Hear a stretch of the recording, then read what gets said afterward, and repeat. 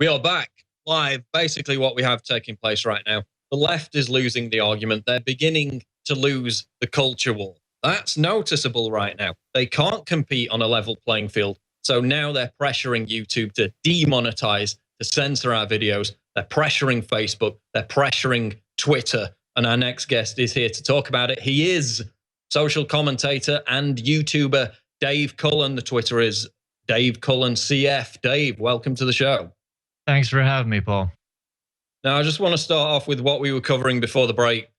Again, when we talk about censorship, every time the argument comes back, you know, Facebook's a private company, YouTube's a private company, they can censor who they want. Well, one, you look at Google, which owns YouTube, it's a monopoly. It's crossed that line from being just a private company. Now you have to basically use their services to do anything on the internet in terms of content creation. So it's no longer just a private company, it's a monopoly. And then the other issue, which we can talk about, is they're working hand in hand in Europe, in the Middle East, with governments to literally target thought criminals. In Germany, you've got people being reported to the government. They get home visits from the police for Facebook posts about their government's migrant policy.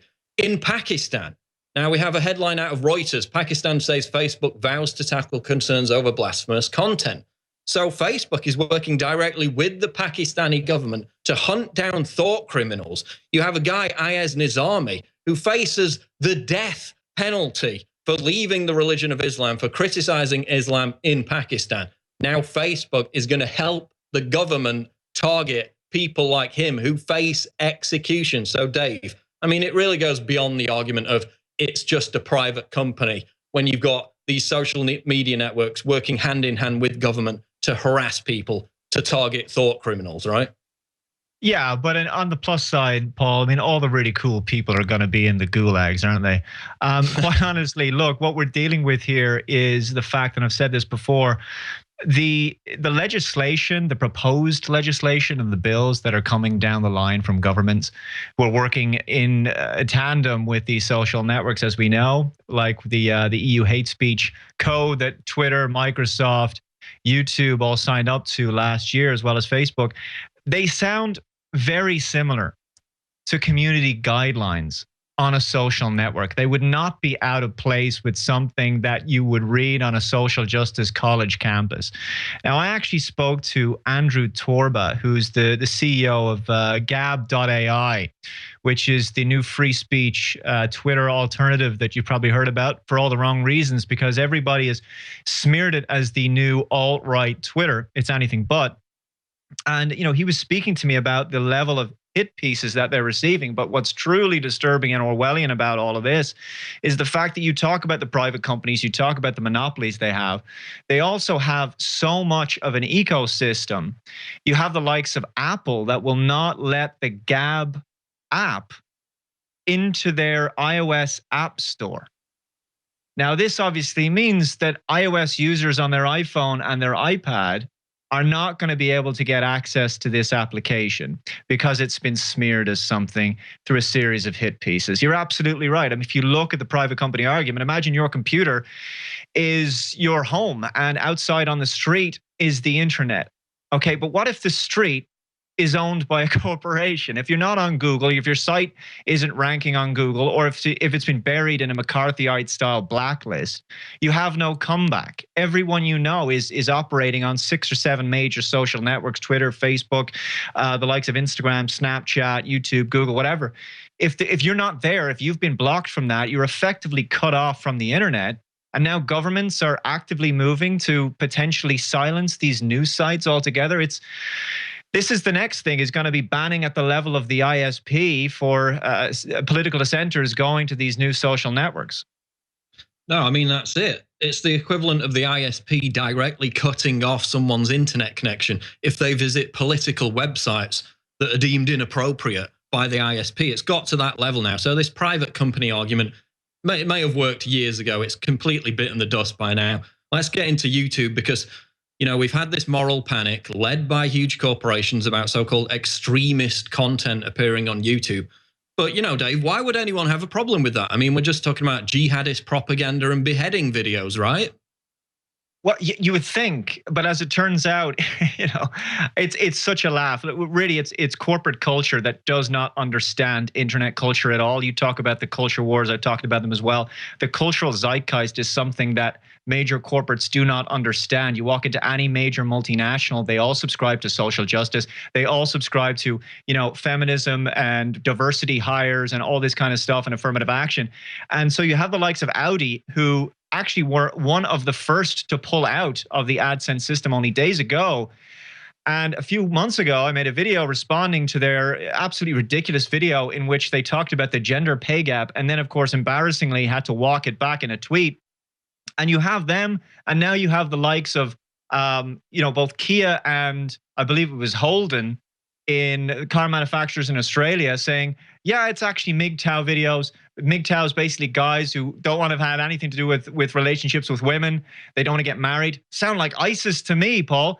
The likes of guys who are MRAs, who are fighting for men's rights, talking about unfair custody, divorce settlements and things like that, and child custody, talking about men's depression, important issues the mainstream won't touch. And then, of course, anti-feminism. What we're supposed to support, this socially corrosive cultural Marxist ideology of misandry that makes, men and women completely unhappy and has destroyed marriage in the Western world.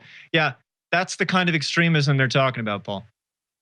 That's the extremism. Any narrative whatsoever that runs counter to theirs. Now I'm seeing completely demonetization of entire channels taking place.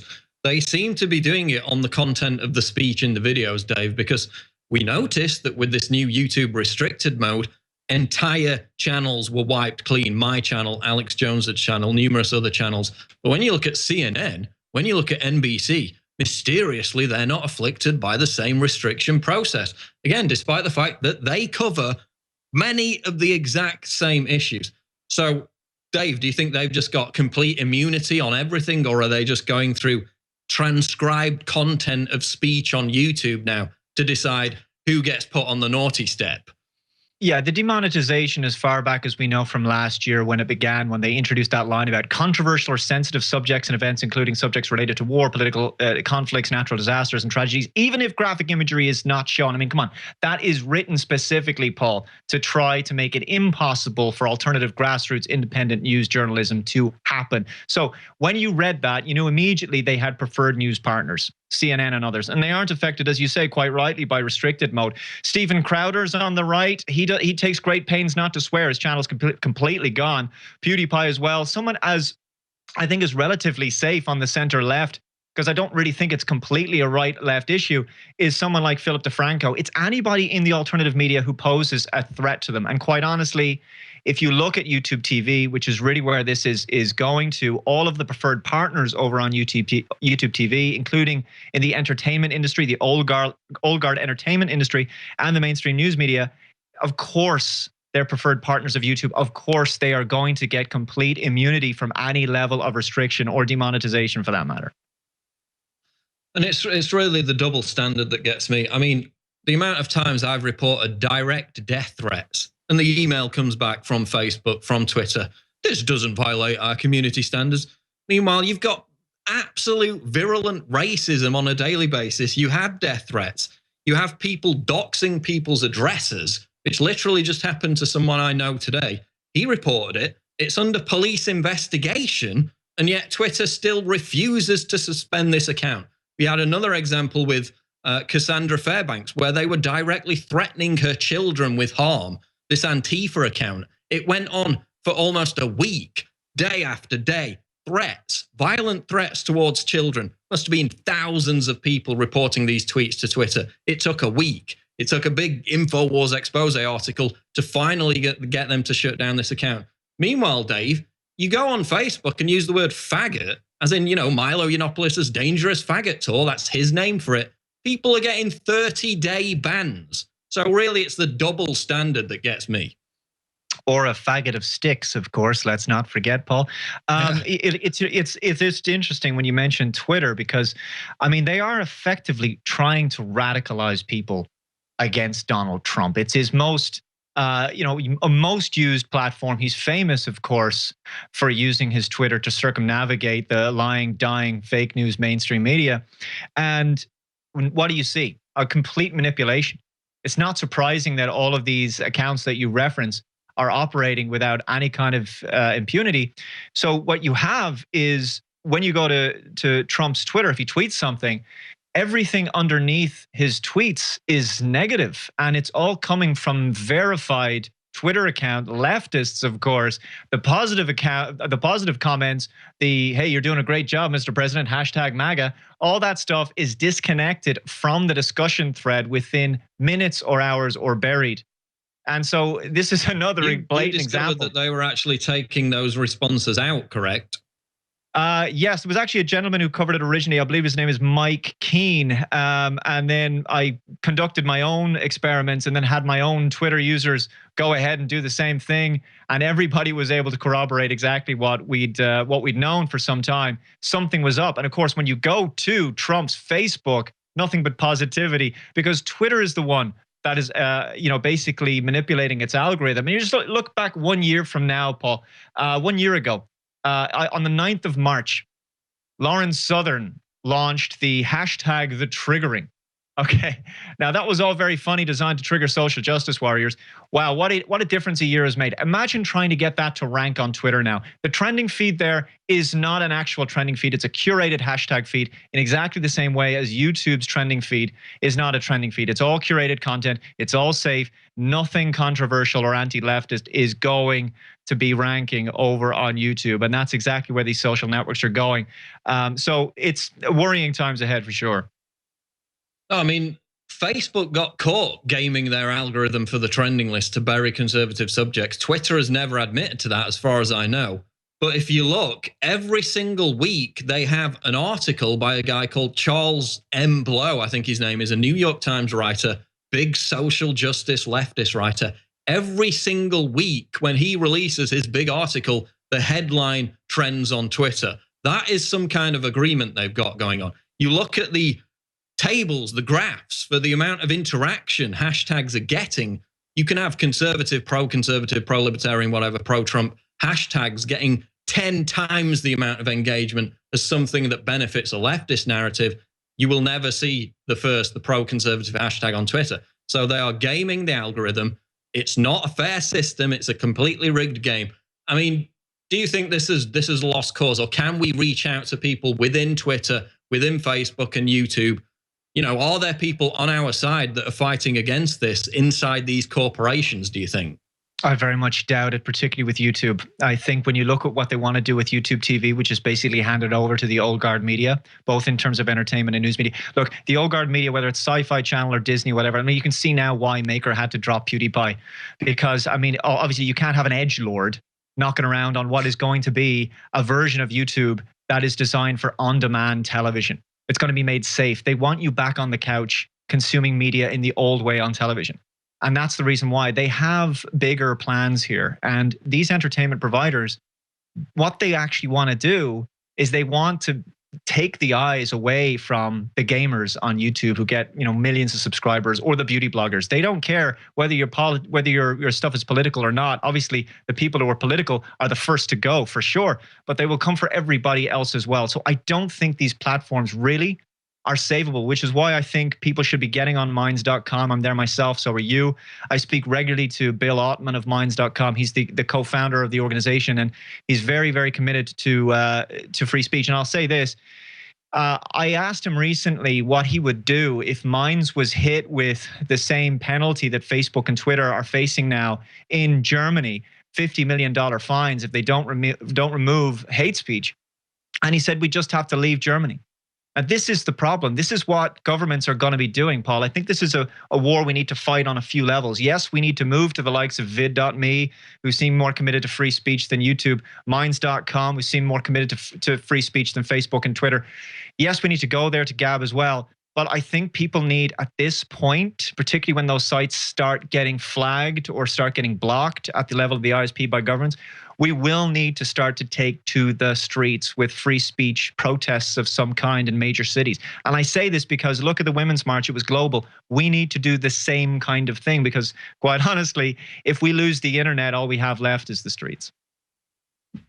I mean, it's incredible. I think the only thing to do at this point is to ride it until the wheels fall off. I mean, we can continue going, The problem is for most people, of course, and this doesn't affect me, I don't get the money from the YouTube video content. I get paid directly by InfoWars, which is good because these hundreds, maybe even thousands of people now who make not just political commentary, but just, engaging with funny memes, which is basically what PewDiePie does at this point, playing video games. His control, his influence, the fact that he's got 54 million subscribers petrifies them to such a degree. They ran that giant out of context hit piece on him. All the other leftist media outlets regurgitated it without question. What are we going to do? Are we just going to ride it until the wheels fall off? Are we going to move to these networks? Are we going to have a unified backlash where we all leave YouTube and Twitter simultaneously? I reckon we just ride it until the wheels fall off, and then we move on to these networks that we've already been, building up in the background. I agree to a certain extent. What I would add to that is I think that the audiences are critical here. Look, these organizations are so dumb. They think that all they have to do is get rid of you and me and people like us. And then our audiences will just, like sheep, just go back and watch CNN and believe all the lies again. Once you've been red-pilled, you don't go back to being a feminist after you realize that it's all bull. All right, that's it. Once you're out of the matrix, there's no going back. The audiences are hungry for this content. This content is what made YouTube what it is. And now they're basically selling out the content creators and the audiences to what? Make YouTube back to television, which is what we were trying to get away from, to try and find interesting thought leaders like yourself. Well, I think there is that. And I do think what we need to do is hit the advertisers in the pocket.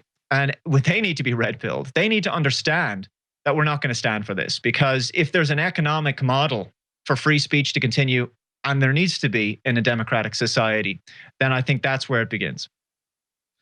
And that's the point. I mean, what kind of advertisements does Fox News and CNN take? It's all heart pills. I mean, CNN has to fund itself with, loans and gifts from Bahraini government and these other Gulf state dictatorships.